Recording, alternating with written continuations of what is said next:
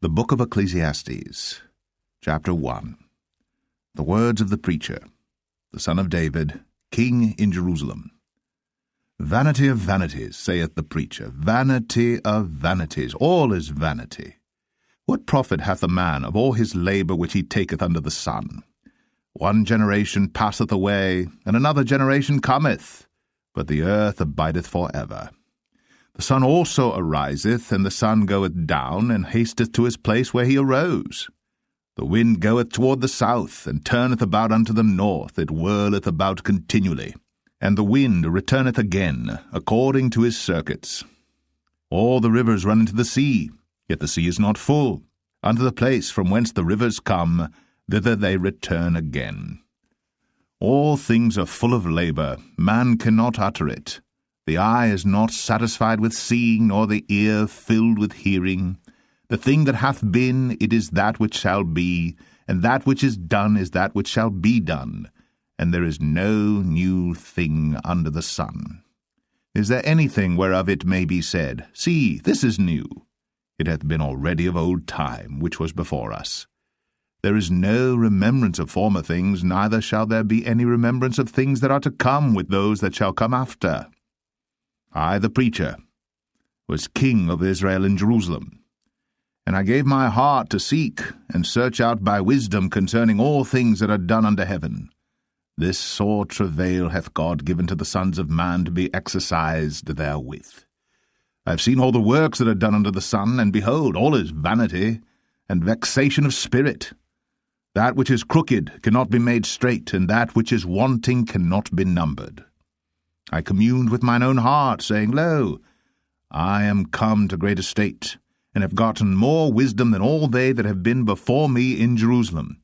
Yea, my heart had great experience of wisdom and knowledge, and I gave my heart to know wisdom, and to know madness and folly. I perceived that this also is vexation of spirit. For in much wisdom is much grief. And he that increaseth knowledge increaseth sorrow. Ecclesiastes 2. I said in mine heart, Go to now, I will prove thee with mirth, therefore enjoy pleasure. And behold, this also is vanity. I said of laughter, It is mad, and of mirth, what doeth it? I sought in mine heart to give myself unto wine, yet acquainting mine heart with wisdom, and to lay hold on folly, till I might see what was that good for the sons of men, which they should do under the heaven all the days of their life. I made me great works, I builded me houses, I planted me vineyards, I made me gardens and orchards, and I planted trees in them of all kind of fruits. I made me pools of water, to water therewith the wood that bringeth forth trees. I got me servants and maidens, and had servants born in my house. Also I had great possessions of great and small cattle, above all that were in Jerusalem before me. I gathered me also silver and gold, and the peculiar treasure of kings and of the provinces. I gat me men singers and women singers, and the delights of the sons of men, as musical instruments, and that of all sorts. So I was great, and increased more than all that were before me in Jerusalem. Also my wisdom remained with me. And whatsoever mine eyes desired, I kept not from them. I withheld not my heart from any joy, for my heart rejoiced in all my labour, and this was my portion of all my labour. Then I looked on all the works that my hands had wrought, and on the labour that I had laboured to do, and behold, all was vanity and vexation of spirit, and there was no profit under the sun. And I turned myself to behold wisdom and madness and folly. For what can the man do that cometh after the king? Even that which hath been already done. Then I saw that wisdom excelleth folly, as far as light excelleth darkness. The wise man's eyes are in his head, but the fool walketh in darkness. And I myself perceived also that one event happeneth to them all. Then said I in my heart, As it happeneth to the fool, so it happeneth even to me. And why was I then more wise? Then I said in my heart, that this also is vanity. For there is no remembrance of the wise more than of the fool forever, seeing that which now is in the days to come shall all be forgotten. And how dieth the wise man? As the fool. Therefore I hated life, because the work that is wrought under the sun is grievous unto me. For all is vanity and vexation of spirit. Yea, I hated all my labour which I had taken under the sun, because I should leave it unto the man that shall be after me. And who knoweth whether he shall be a wise man or a fool? Yet shall he have rule over all my labour wherein I have laboured, and wherein I have shown myself wise under the sun. This is also vanity.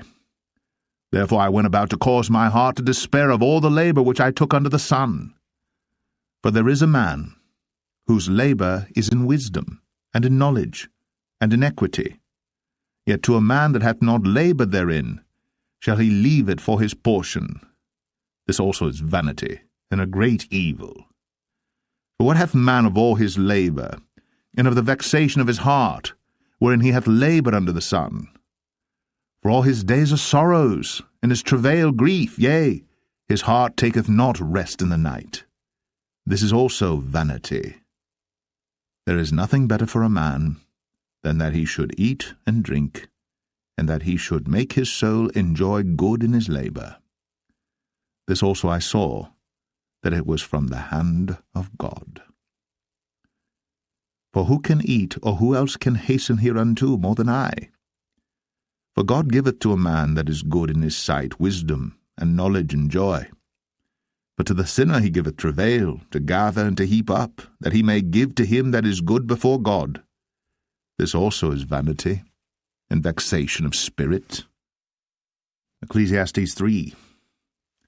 To everything there is a season, and a time for every purpose under the heaven, a time to be born, and a time to die, a time to plant, and a time to pluck up that which is planted, a time to kill, and a time to heal, a time to break down, and a time to build up, a time to weep, and a time to laugh, a time to mourn, and a time to dance, a time to cast away stones, and a time to gather stones together, a time to embrace, and a time to refrain from embracing, a time to get, and a time to lose, a time to keep, and a time to cast away, a time to rend, and a time to sow, a time to keep silence, and a time to speak, a time to love, and a time to hate, a time of war, and a time of peace. What profit hath he that worketh in that wherein he laboureth? I have seen the travail which God hath given to the sons of men to be exercised in it. He hath made everything beautiful in his time. Also he hath set the world in their heart, so that no man can find out the work that God maketh from the beginning to the end. I know that there is no good in them, but for a man to rejoice and to do good in his life, and also that every man should eat and drink and enjoy the good of all his labour. It is the gift of God. I know that whatsoever God doeth, it shall be for ever. Nothing can be put to it, nor anything taken from it. And God doeth it, that men should fear before him. That which hath been is now, and that which is to be hath already been. And God requireth that which is past. And moreover, I saw under the sun the place of judgment, that wickedness was there, and the place of righteousness, that iniquity was there. I said in mine heart, God shall judge the righteous and the wicked, for there is a time there for every purpose, and for every work. I said in mine heart concerning the estate of the sons of men, that God might manifest them, and that they might see that they themselves are beasts. For that which befalleth the sons of men befalleth beasts. Even one thing befalleth them, as the one dieth, so dieth the other. Yea, they have all one breath, so that a man hath no preeminence above a beast, for all is vanity. All go unto one place, all are of the dust, and all turn to dust again. Who knoweth the spirit of man that goeth upward, and the spirit of the beast that goeth downward to the earth? Wherefore I perceive that there is nothing better than that a man should rejoice in his own works, for that is his portion. For who shall bring him to see what shall be after him. Ecclesiastes 4. So I returned, and considered all the oppressions that are done under the sun, and behold, the tears of such as were oppressed, and they had no comforter. And on the side of their oppressors there was power, but they had no comforter. Wherefore I praised the dead which are already dead more than the living which are yet alive. Yea, better is he than both they which hath not yet been, who hath not seen the evil work that is done under the sun. Again I considered all travail, and every right work, that for this a man is envied of his neighbour. This is also vanity and vexation of spirit. The fool foldeth his hands together, and eateth his own flesh. Better is an handful with quietness, than both the hands full with travail and vexation of spirit. Then I returned, and I saw vanity under the sun. There is one alone, and there is not a second, yea, he hath neither child nor brother, yet is there no end of all his labour. Neither is his eye satisfied with riches, neither saith he, For whom do I labour, and bereave my soul of good? This is also vanity, yea, it is a sore travail. Two are better than one, because they have a good reward for their labour. For if they fall, the one will lift up his fellow. But woe to him that is alone when he falleth, for he hath not another to help him up. Again, if two lie together, then they have heat.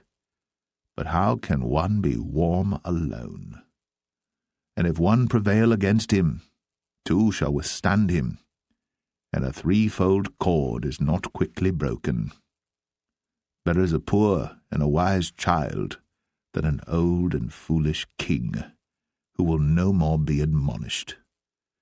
For out of prison he cometh to reign, whereas also he that is born in his kingdom becometh poor. I considered all the living which walk under the sun, with the second child that shall stand up in his stead. There is no end of all the people, even of all that have been before them. They also that come after shall not rejoice in him. Surely this also is vanity and vexation of spirit. Ecclesiastes 5. Keep thy foot when thou goest to the house of God, and be more ready to hear than to give the sacrifice of fools. For they consider not that they do evil. Be not rash with thy mouth, and let not thine heart be hasty to utter anything before God. For God is in heaven, and thou upon earth. Therefore let thy words be few. For a dream cometh through the multitude of business, and a fool's voice is known by multitude of words. When thou vowest a vow unto God, defer not to pay it, for he hath no pleasure in fools. Pay that which thou hast vowed. Better is it that thou shouldst not vow, than that thou shouldst vow and not pay. Suffer not thy mouth to cause thy flesh to sin, neither say thou before the angel that it was an error. Wherefore should God be angry at thy voice, and destroy the work of thine hands? For in the multitude of dreams and many words there are also divers vanities.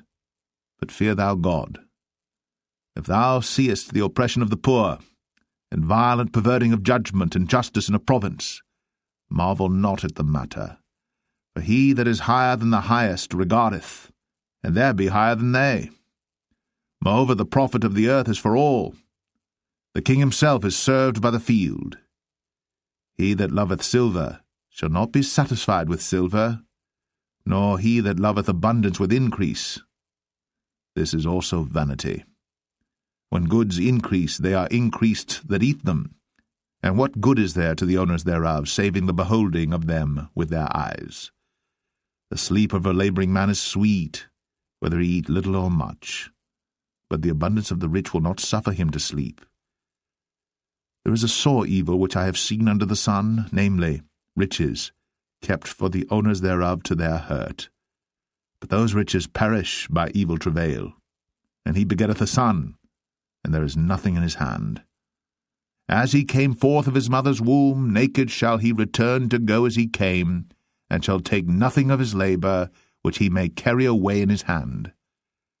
And this also is a sore evil, that in all points as he came, so shall he go, And what profit hath he that hath laboured for the wind? All his days also he eateth in darkness, and he hath much sorrow and wrath with his sickness. Behold that which I have seen. It is good and comely for one to eat and to drink, and to enjoy the good of all his labour that he taketh under the sun all the days of his life which God giveth him, for it is his portion. Every man also to whom God hath given riches and wealth, and hath given him power to eat thereof, and to take his portion, and to rejoice in his labour, this is the gift of God. For he shall not much remember the days of his life, because God answereth him in the joy of his heart. Ecclesiastes 6. There is an evil which I have seen under the sun, and it is common among men. A man to whom God hath given riches, wealth, and honour, so that he wanteth nothing for his soul of all that he desireth. Yet God giveth him not power to eat thereof, but a stranger eateth it. This is vanity, and it is an evil disease. If a man beget 100 children, and live many years, so that the days of his years be many, and his soul be not filled with good, and also that he have no burial, I say that an untimely birth is better than he.